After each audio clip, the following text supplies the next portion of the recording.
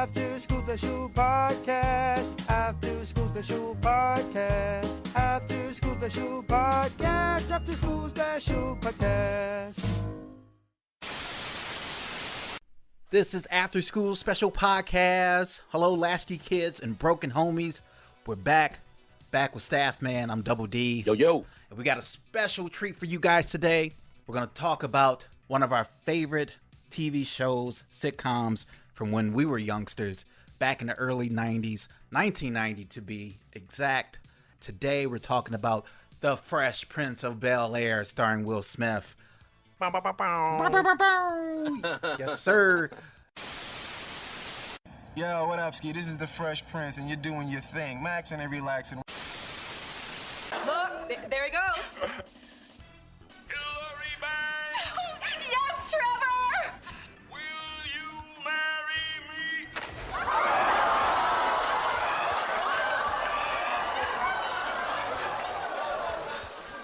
I ain't no bungee expert or nothing, but I don't think he's supposed to be slammed into the ground like that. It's like, yo, you gotta check my show out, right? Because it's like the dopest, dookiest, deafest, dumbest show on television. I mean, you can't find nothing else that'll make you feel the way this show feels. I mean, you sit down, you watch it, and you hype, and make you laugh, sometimes it make you cry. You just gotta peep it, because it's all that. Excuse me, do you think I could possibly get some help? Well, a hair club for men would be a good start. Nothing like that minimum wage humor. Well, because the character is me, it's very easy, you know. I don't know if I had to do something that Denzel Washington might do, how it would be, but it's very easy to play myself. Will, there are other people at this table. Oh, you're right. Any requests? Now, most of you guys know this show, especially the youngsters, from the iconic theme song that was produced by DJ Jazzy Jeff and Will Smith. Of course, the theme song, Fresh Prince of Bel-Air. And John, do you remember exactly where you were when you first heard that song?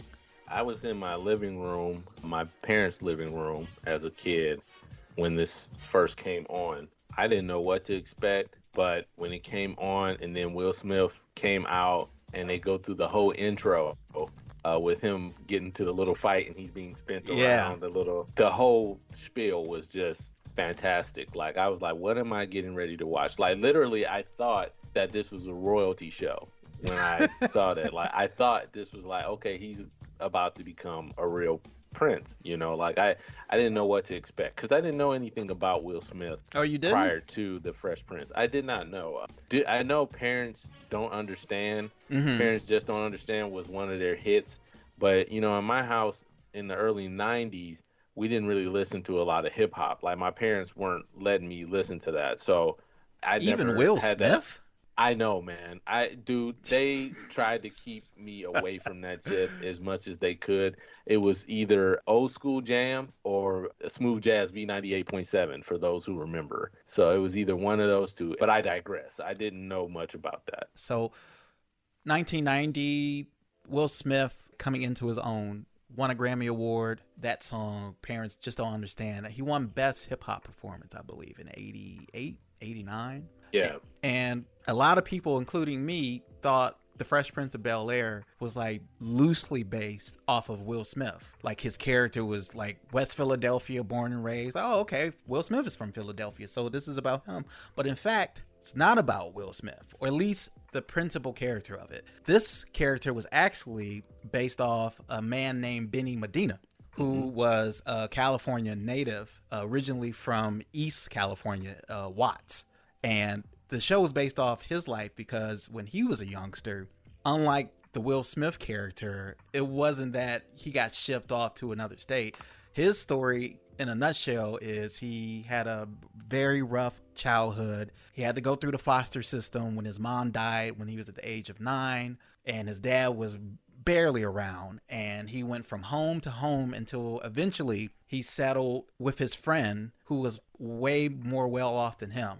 His friend name was Alan. Alan Elliott was the son of Jack Elliott. And Jack Elliott was a famous music, TV, and film composer who lived in Beverly Hills. And out of the goodness of his heart and because of his friend Alan, they invited Benny to move in with them. And, you know, this was a stark contrast from living in Watts, because as Benny said, he was not only, you know, going from household to household, but he was doing a lot of stuff just to survive, which was selling drugs, marijuana, and amphetamines just to make a living. Because even though at some point he started living with his aunt and he started living with his uncle, he alleged, used to beat him when he was living with him.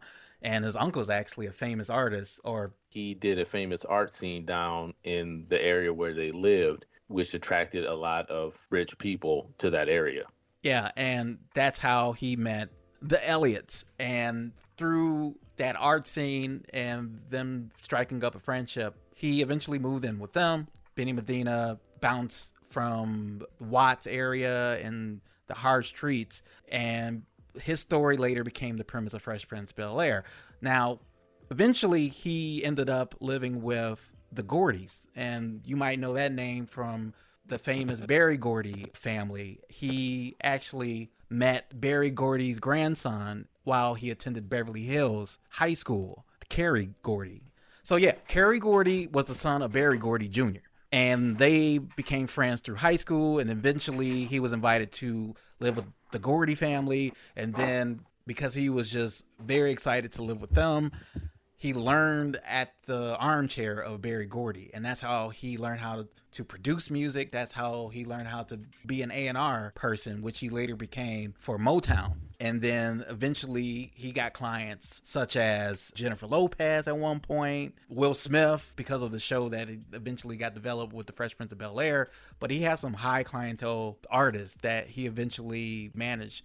So fast forward, climbing the ladders of success, because he left Motown. He was actually a music artist himself. He had the band that was called Kryptonite, and that was like a band he formed with his other friends who had famous parents, and they had a band called Kryptonite, but they changed the name because of DC and the naming rights. So they had to change it from Kryptonite to Apollo. And I guess the album did do so well, and Motown kind of lost interest in the project.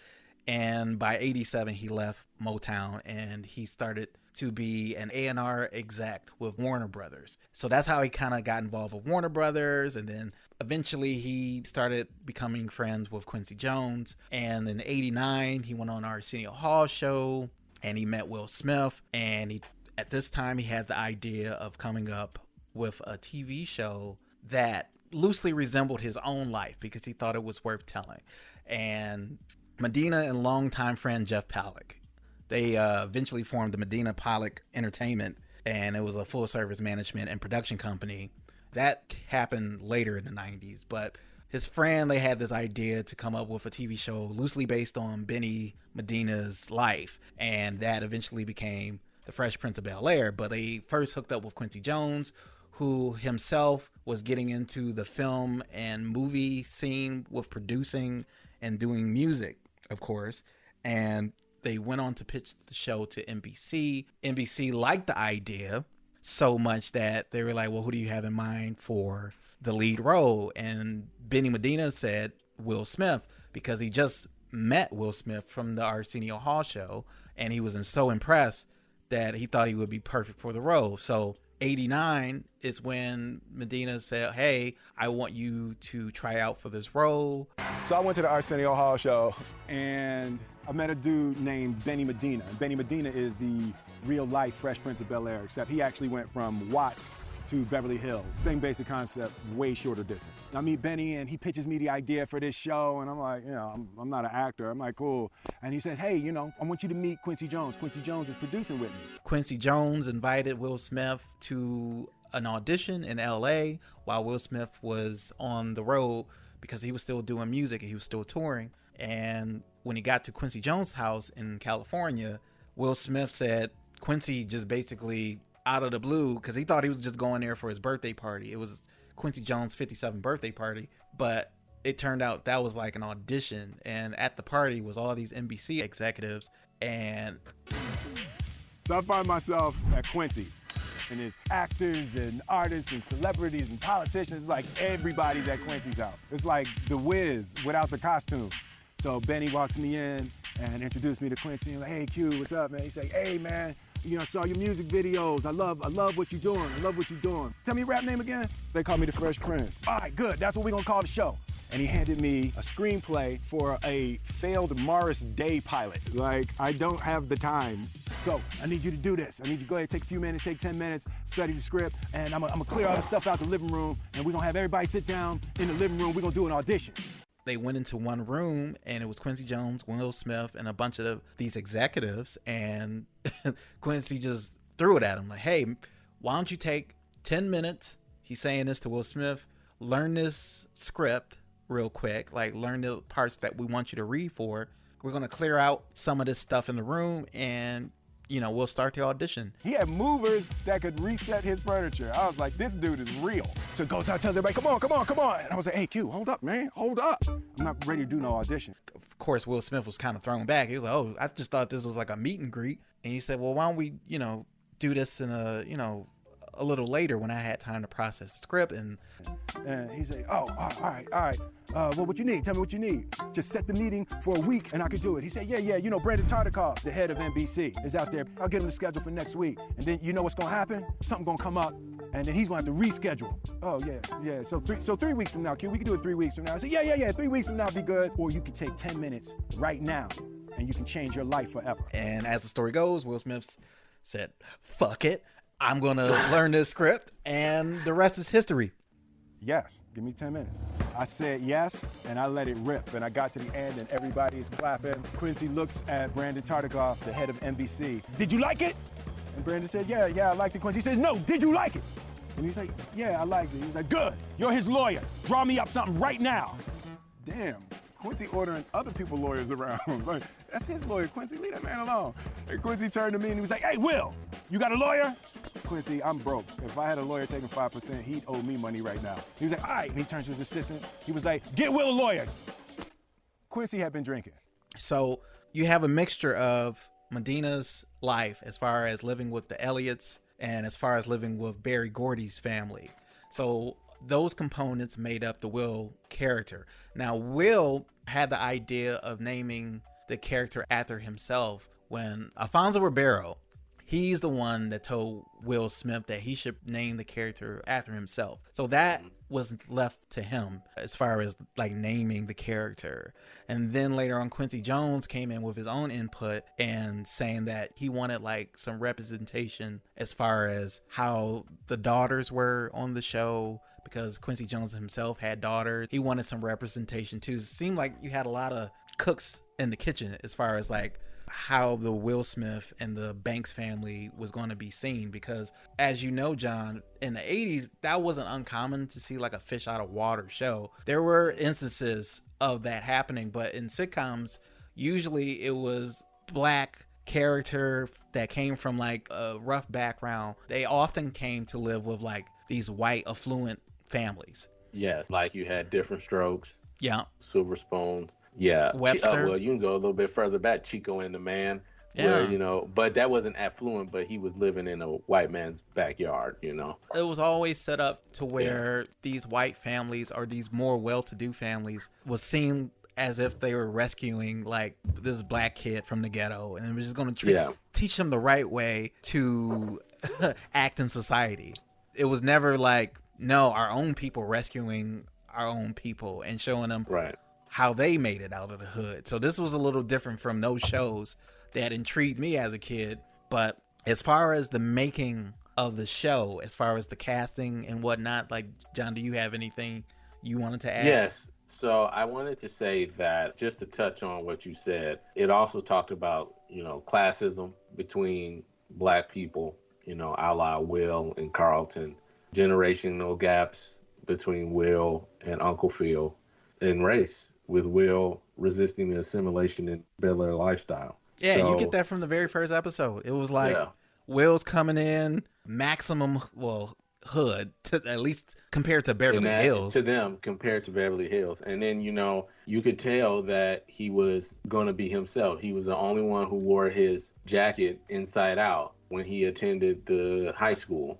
Will also, he wore a ball cap in school.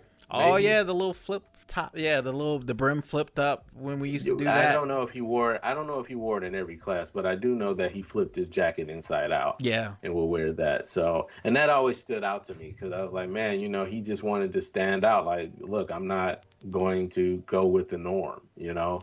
Or I think the notion of selling out. He wanted to make sure his Philadelphia was being represented every time he was out in public. It felt like the character, like, yo, I might be in this affluent neighborhood, but I ain't no sellout. Like it, I'm still me. I'm still me, exactly. Yeah. But you want to talk about the fashion? You already kind of alluded that. Sure. So Will was known for his sneakers on the show. Shoes. Oh my God, shoes. Let's get some shoes. You know, from day one, his sneakers were a topic of great interest to sneakerheads, and it has been all put into a really nice list. And I'm not going to go through all of them, but I'll talk about the ones that matter. So in his fight scene, when he's in the flat top, this is episode 26, he wore Nike Air Quantum Force in black and white. Is this season 1? So this one was during the first season. Yeah.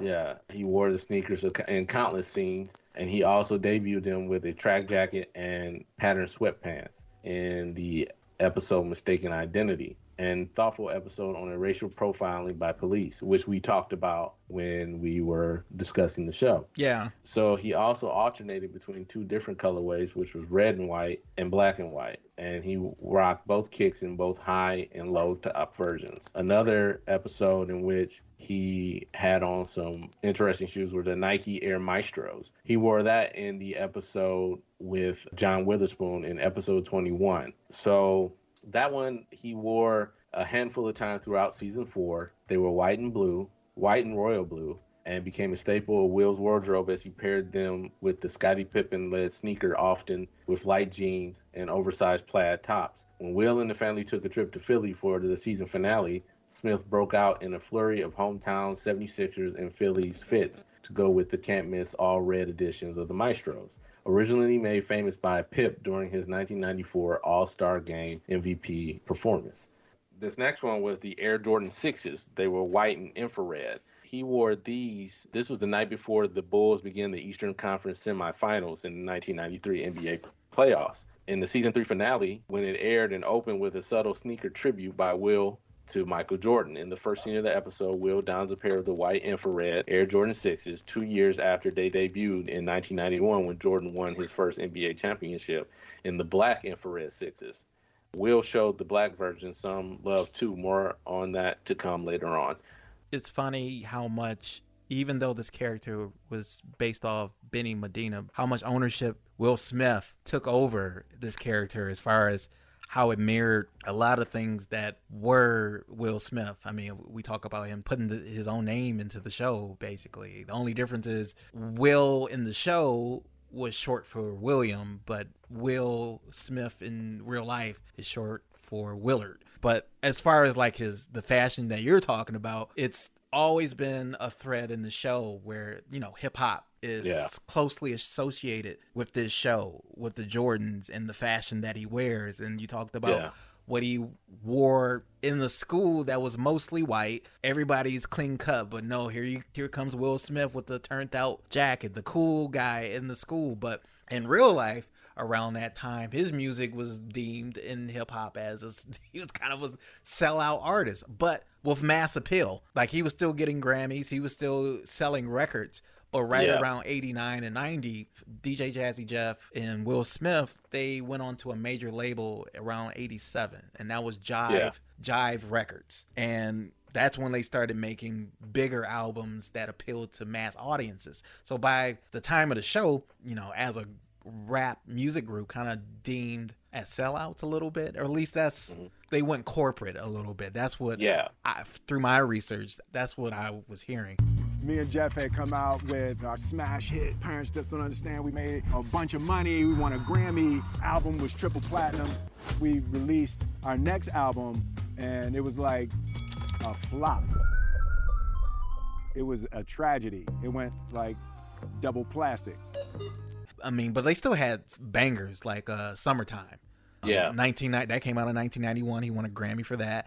And you still hear that today. Yeah. Every time summer comes up, I hear that song played at a barbecue. I hear that song like in somebody's car. And as much as he was being criticized, being anti-hip-hop for the choices that him as an artist made, he still made timeless music that cuts through. I feel like his character on the show closely resembles what was happening to him in real life in a way. I would also say that other songs that have come out, which may not have been traditional rap songs, but Here Come the Men in Black. Oh, yeah. That one was catchy. Welcome to Miami, which is another one. And then what was the New Year's one? The New Millennium? Was it New Millennium? The one where no, it's Willennium or some shit like that. Millennium. Yeah, I forgot about that. Yeah, and he did another song for MIB 2, which wasn't that great, but the first one was good. You know, he's dancing with the alien, and I mean, he's Will, man, you know, and I've always loved him for that because he never compromised who he was. I mean, up until recently, but you know, like. Yeah, we'll get into that. I mean, this show was so important not only for TV history, but of course for Black TV history and for hip hop, because it's along with MTV and the rise of just great albums that came out of the 90s. This was one of those TV shows that at the start of the decade made hip hop more palatable for basically white America. I mean, it made it more, okay, maybe it's cool for our kids to listen to hip hop. I mean, as long as it's Will Smith and DJ Jazzy Jeff, but yeah, I mean, this really opened up some doors, not only for hip hop artists to be accepted, but just hip hop artists to be accepted as potential actors.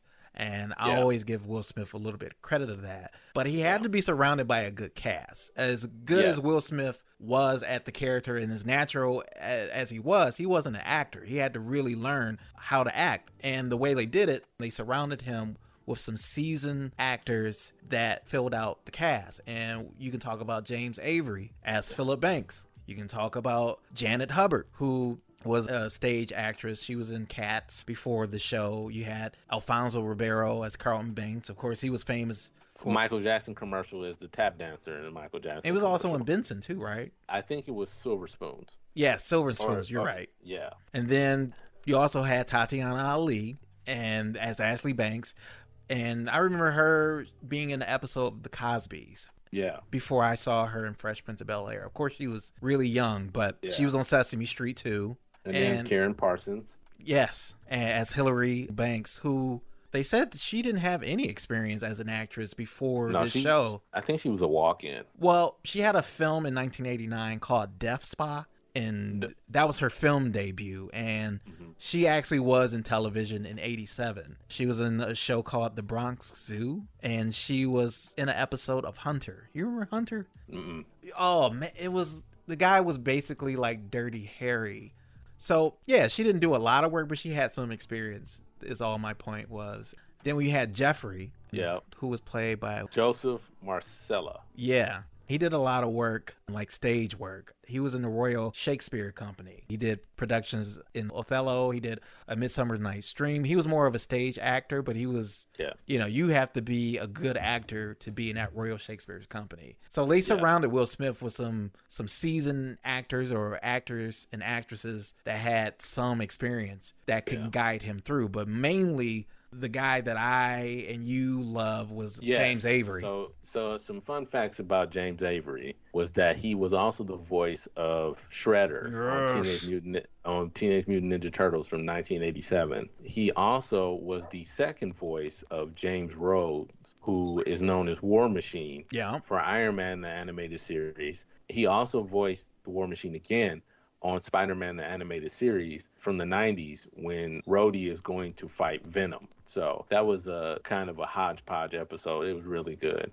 And also I want to bring up, there was another actress that played Aunt Viv, but the original Aunt Viv is the best in my opinion. Yeah, we'll get to it. I didn't forget. I wanted Yeah. to bring up the original cast because the situation that Will Smith was entering into and his situation at the time, he was a popular rap artist when rap was still on the come up. I mean, people see it today as, if not the main genre in today's society, it's at least the top 2 or 3. But back then in the 80s and early 90s, it was like we were still getting used to the word rap, let alone the music. Like people didn't know the difference between rap and hip hop and didn't know the difference between, like, is this like a subculture or is it a culture onto itself? And the Fresh Prince of Bel-Air, not only some people's first introduction to hip hop as a word, rap as a word, but the look of it. Like, this helped usher that in. And this show to me looked very similar to what the Cosbys were doing in the 80s, but it was a twist. And the twist was Will Smith's character. Yeah. And this show had a lot of important episodes that, as much as this was considered fish out of water comedy, it had some very poignant moments that still resonate with society today. So do you want to get into the episodes? Yeah, so the episode is the one. Ben Vereen plays Lou Smith, and he plays Will Smith's father. Yeah. And what happens is he comes to see Will in Bel Air, and he wants to take Will with him. And Will is all excited about going to be with his father. And Phil and Viv, they know how Lou is. Like, they know who he is. So it gets towards the crescendo, the end of the episode, and Lou says, I got to take off because I got something special. Something's going on. We don't know what, but he said he got a job or something he needs to take care of. So through the beginning of the episode, Will Smith's working at his college job, and this stranger just shows up and just starts looking at him as he works. Turns out that's his dad, Lou, who's been just watching him from afar and just, and he makes this big reveal to Will. And Will, of course, is initially standoffish, a little standoffish. He was polite, but it turns out he hasn't seen Will in 14 years. So as an audience, you start to understand why he was so standoffish. And then Will invites him over to, the house. And that's when we get to see Aunt Viv's reaction. And she's like, oh, what the hell? What are you doing here? So right away, as an audience, you're like, oh, snap. It's not just Will having feelings about this man. It's the whole, his surrogate parents, which is Aunt Viv, and then later on, Phil.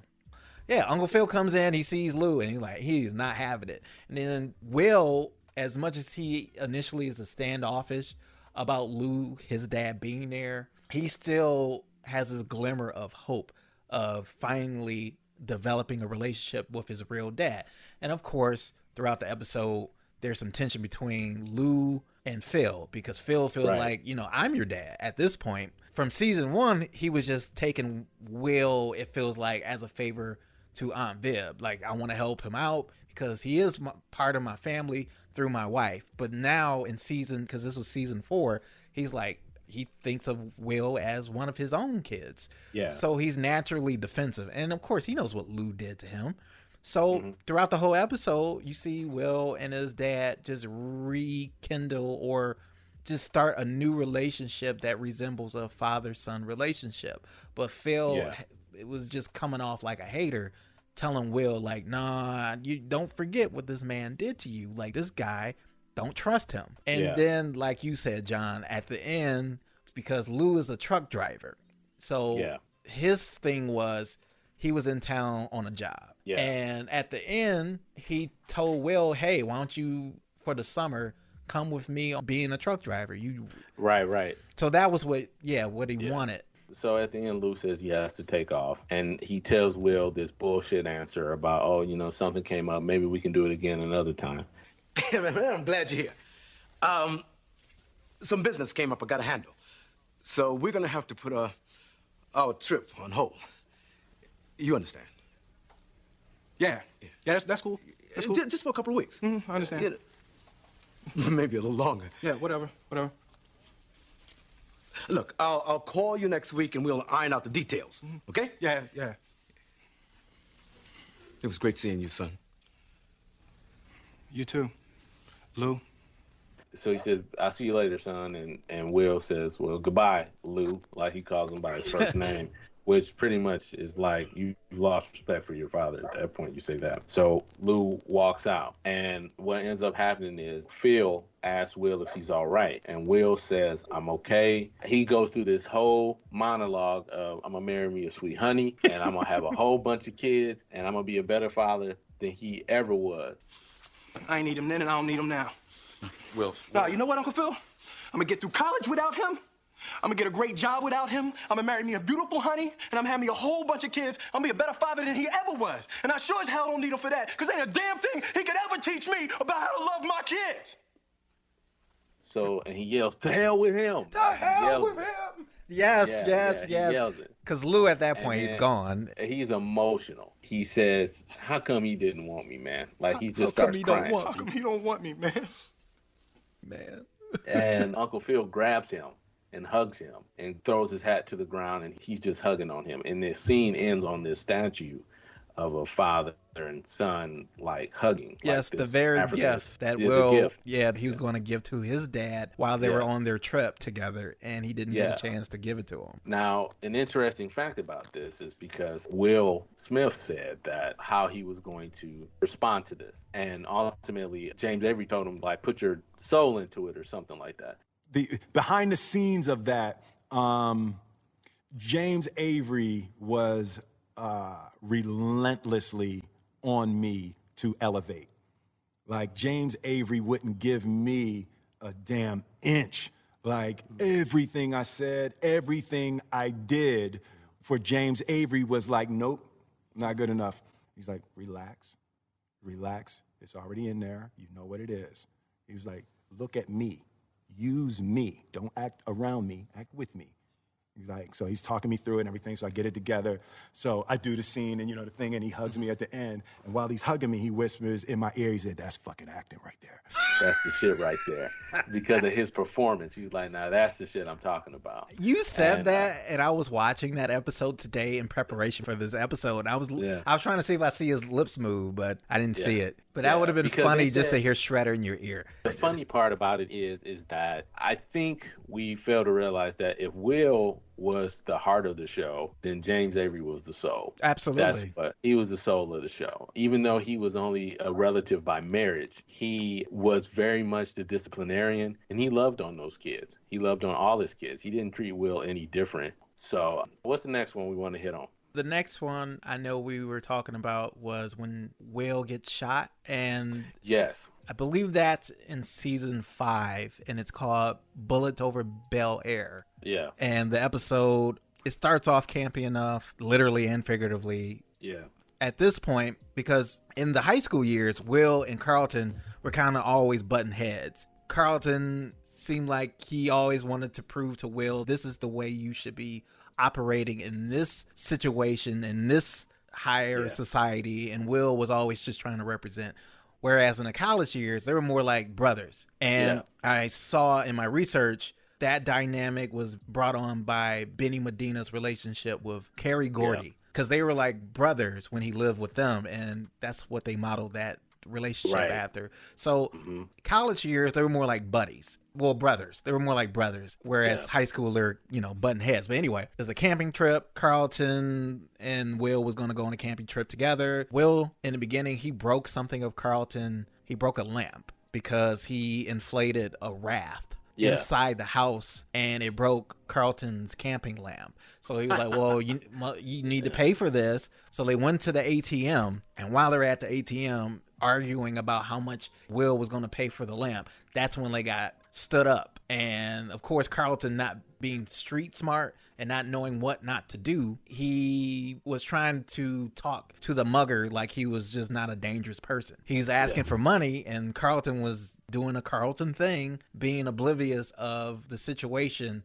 Will got in front of him and the gunman when the gunman was basically shooting his ass, and shooting his ass. Because he stepped forward like he was making, even though Carlton's intention was to hand him the money, the guy took it as, you're trying to lunge for my gun. And Will got in the way. And then throughout the story, of course, Carlton is just devastated. You can see his worldview just flip. And it's the first time, which was another watershed moment. Like, it shattered his whole idea that fundamentally, if you know how to talk to people, you'll be able to talk your way out of any situation if you use some kind of decorum. So basically, Carlton goes on this venge quest like he's Batman, and he just gets hard. Life hits him in the face. He gets a gun, and he has this thing about him where he's not going to be a victim ever again. Like, fuck that. And Will, meanwhile, he didn't get shot to the point where he was on like a life support or anything, but he's dealing with his own feelings of denial, because I remember Nia Long, who plays his fiance, Lisa, right? Yes. She's in the hospital with him, and I remember her saying, "You don't have to entertain me," because he was just still trying to be his old self, but not really dealing or facing what actually happened to him. Like, he got shot and he could have been killed. So he's in denial while Carlton's like got his eyes wide open. He's woke in another sense. And he's like, yo, life can be taken away from you so brutally. I'm not going to be a victim. Will's like, yo, shit happens. I'm not going to let this change me.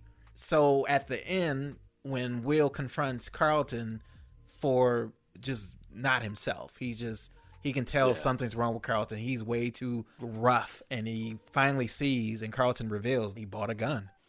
What is that? It's a gun.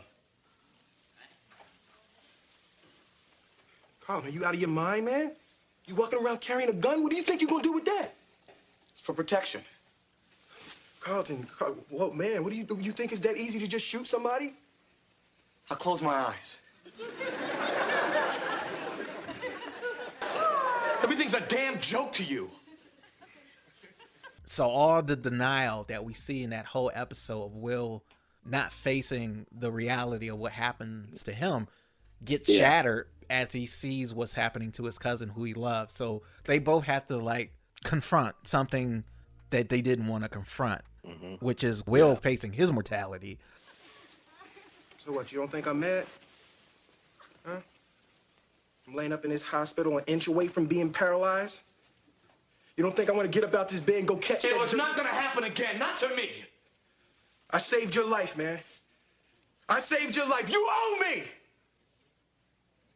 And Carlton realizing... You could put it as Will facing his mortality and Carlton facing reality. Because now he has to see, like...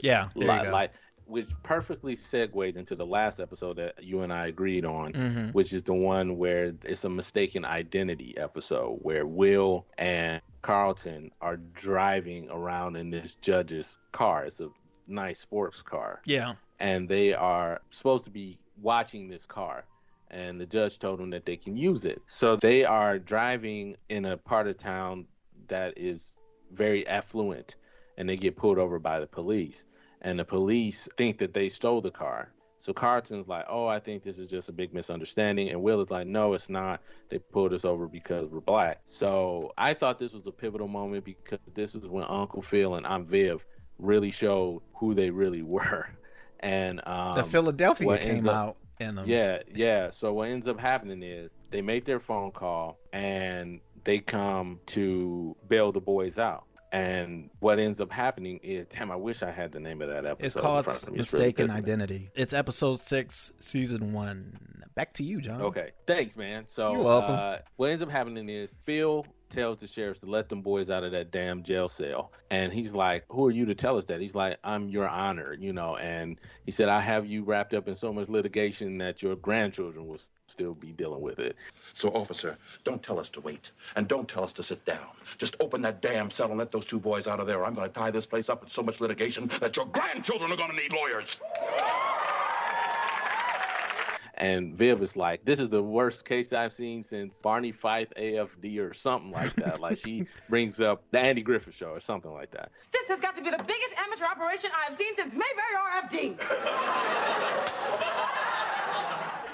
Long story short, the judge comes in who owns the vehicle. He tells him that that's his partner and that he told those boys to watch that car and that they need to be out of there. So they got let out. And again, this is another episode where Carlton has to learn a life lesson, that it wasn't an accident, that it was because of their color of their skin, and it was because they were in a nice car. Those were the 3 episodes we thought that were really good. So I would say that for me, my favorite character on the show is Uncle Phil, hands down. That would be my favorite character. Well, my initial reaction, because usually when I watch shows, if I don't like the main character, then I'm just not going to like the rest of the show. So my initial feeling was, oh, Will Smith is great. He reminds me of my brother. They have the same humor. They always got to keep it real. And that's what it seems like Will Smith character was always going to be himself, a jokester, someone who is life of the party. But as I'm seeing these episodes now as an older man, I think I like I like Uncle Phil the best. You're right, I do. Yeah. But second, I like Carlton. I think, even though back in the day I used to hate him, not because he wasn't a good actor, but when I was a kid, I kind of resembled him. And I was kind of a short, stocky guy. So everybody, because I had a square head too with a high top fade in the 90s. Yeah. Oh, look, it's Carlton. Do the dance, Carlton. Do the dance. Yeah, they would say that to me. So I used to hate him. Yeah. But seeing these episodes again, like, man, his comedic timing. He's an entertainer, as we all know. Yeah.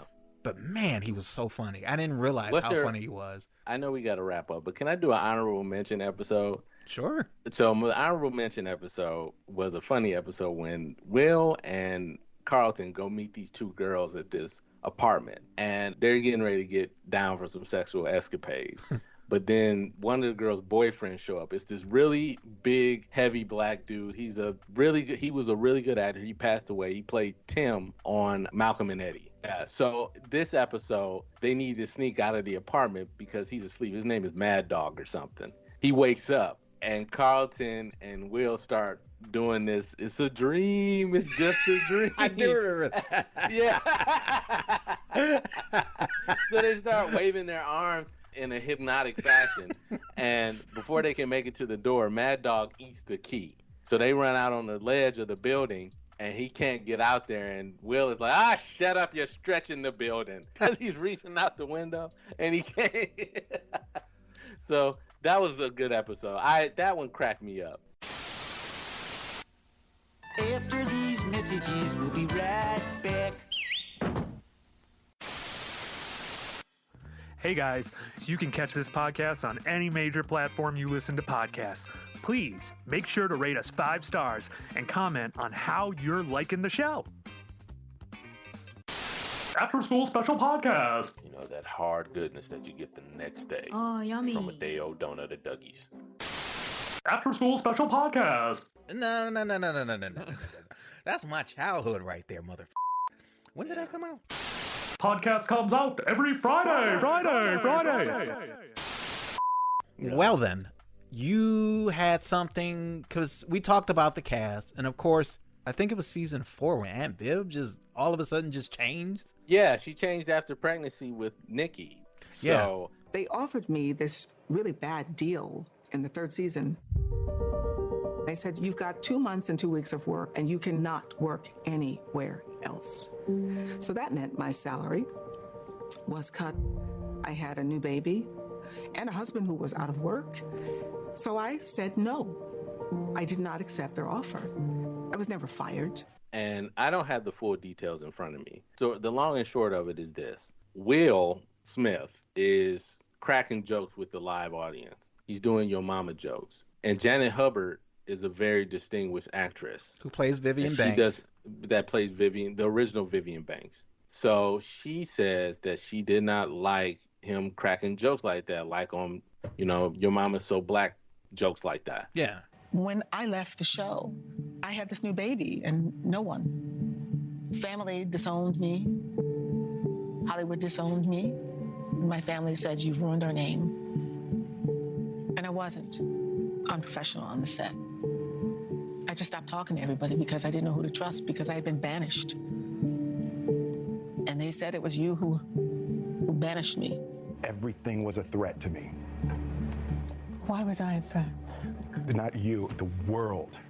I was so driven by fear and jokes and comedy and all of that. Yeah, you were live. You were live. You know. But what you didn't realize either, that I was going through a lot at home. Mm-hmm. Right.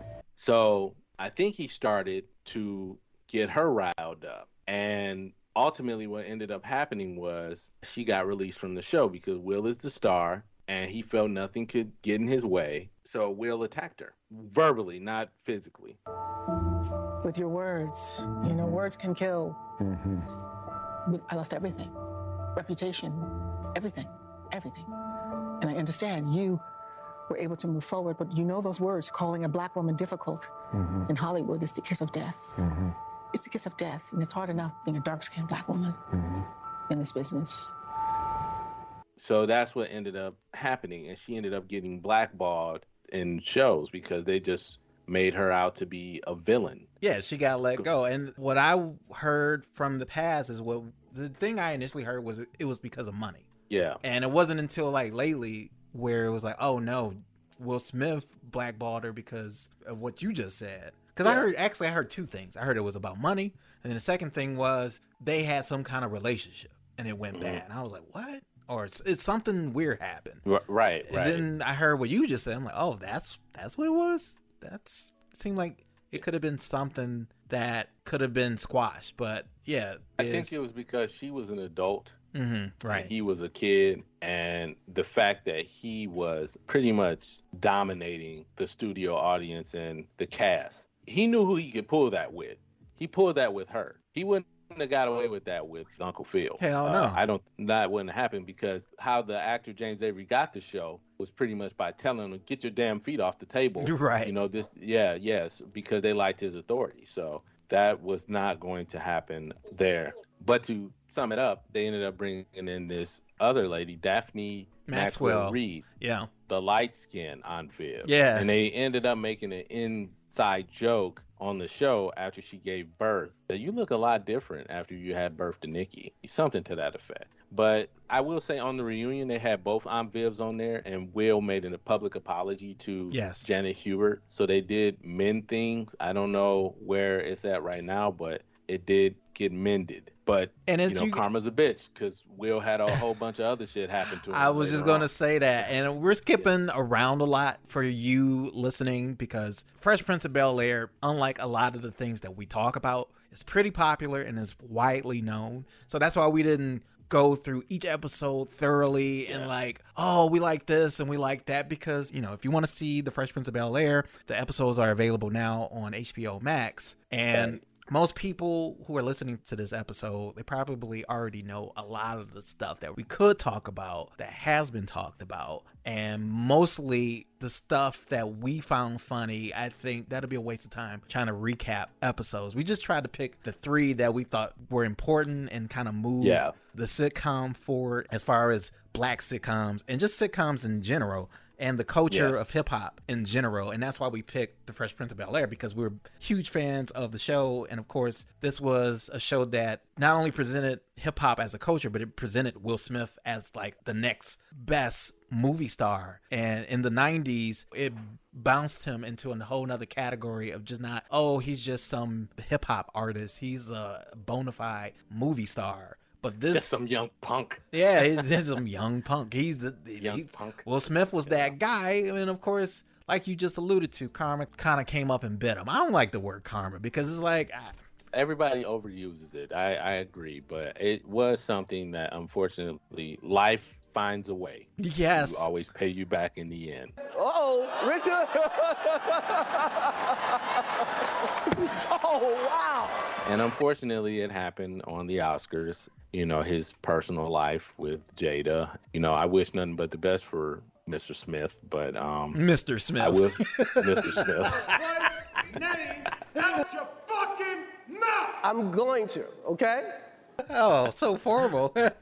But that's pretty much it. The show ran for 6 years, from September of 1990 to May of 1996. And like I said, we didn't really talk about the character arcs of the characters. I mean, we kind of alluded to Will Smith in high school as he's first getting into Bel-Air. He was just trying to show everybody when he first comes into this situation that he's not a sellout. He's a guy from Philly. He's always going to be that. But as time goes on, his character does kind of develop to the point where Will is happy to embrace both sides. Later episodes, like in season 4 or 5, when he goes to college, like you see the difference between season 1 and the end of the show, because like I said, he's a streetwise jokester in the first seasons, and then towards the end he's still a jokester, but he's a little bit more mature. At the end of the series, he's still trying to find himself. Right.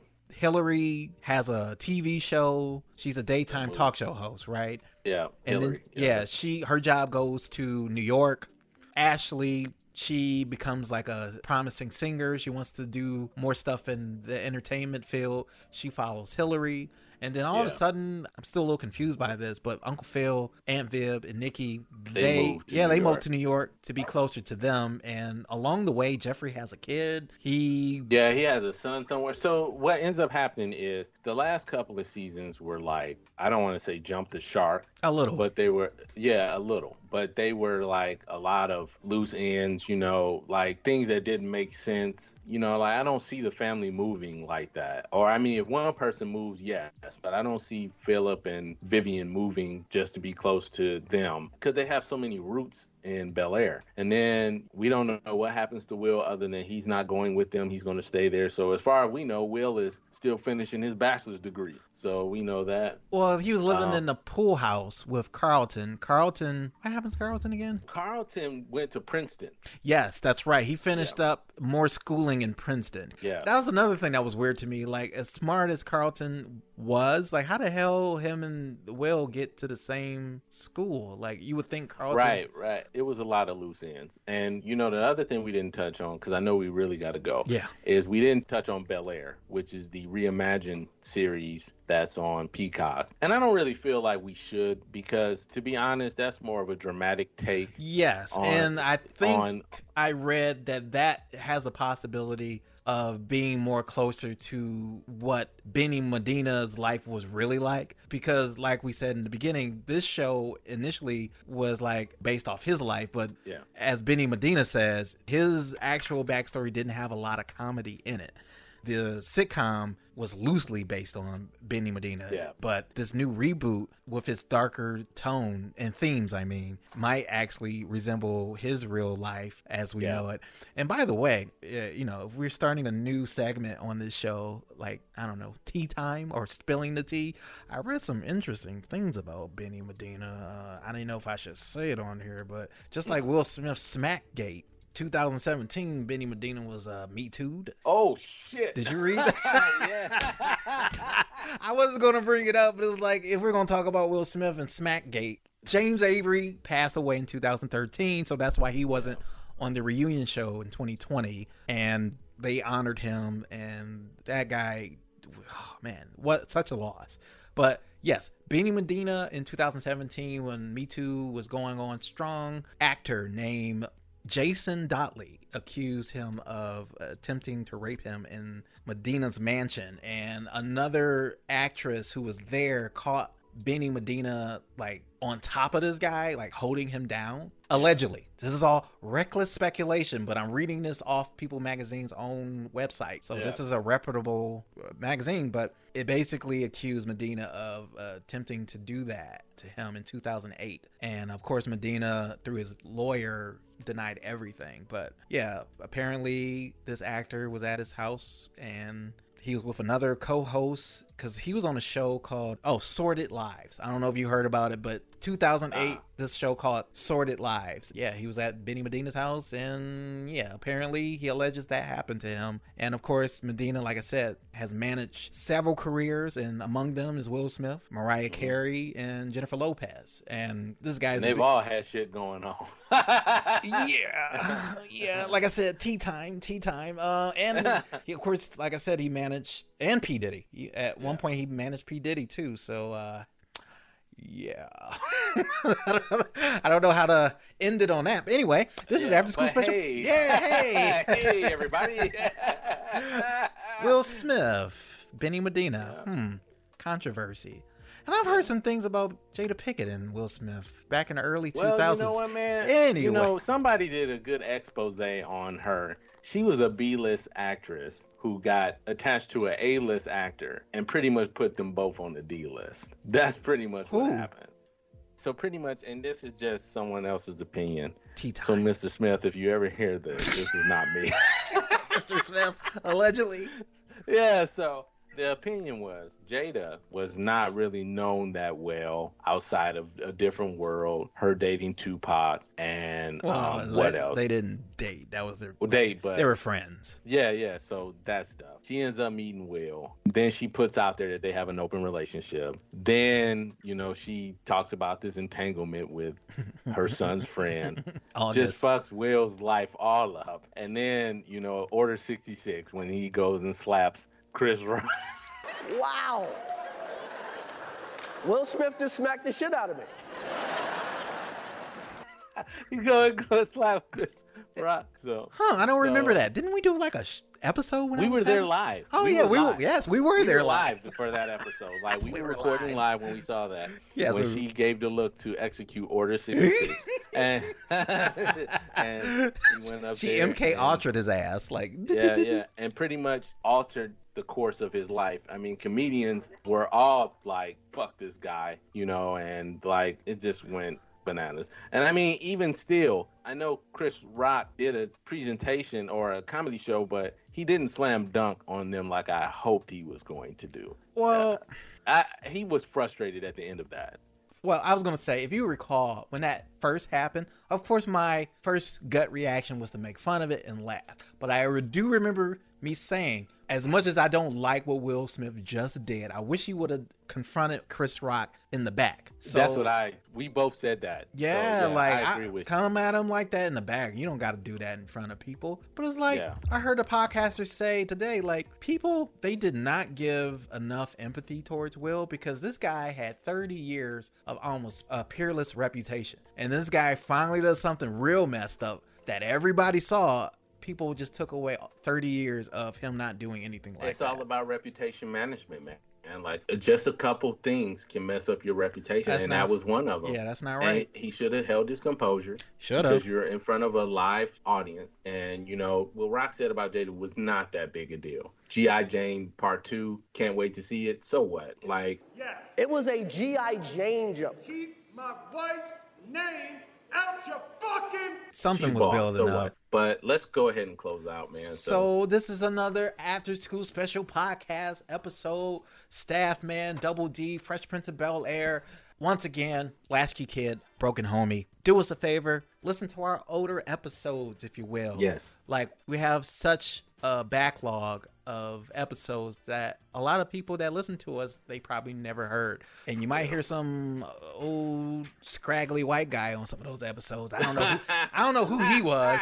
But again, After School Special Podcast, like, subscribe. We're on Instagram, After School Special Podcast on Instagram, which is also where you'll find our Threads link. We got Twitter, After School SPE3 on Twitter. We have a website, AfterSchoolSpecialPodcast.com. We're on YouTube, After School Special Podcast on YouTube. We're on TikTok, After School Special 3 on TikTok. Give us a holler, give us a shout, like, subscribe, buy merchandise. Our merchandise link is on our link tree, which is on our Instagram page. So with all that said, thanks again for listening to another exciting episode. More to come, more surprises, more things that you wouldn't think we're going to talk about. We're going to talk about. Yes. But hopefully you're going to be here to hear it and give not only like and subscribe, but tell your friends and family about the show, because we live off of word of mouth. But we live and breathe by the reviews. Yes. So After School Special Podcast signing off. Later, Lasky Kid. Bye. Hey everyone, it's Aaron from After School Special Podcast. Like what you hear so far? But don't forget to subscribe and download the show on whatever platform you get your podcast. And just a friendly reminder, we have new episodes out every Friday. Thanks for listening, everyone. Oh, shit. Did you read that? Yeah.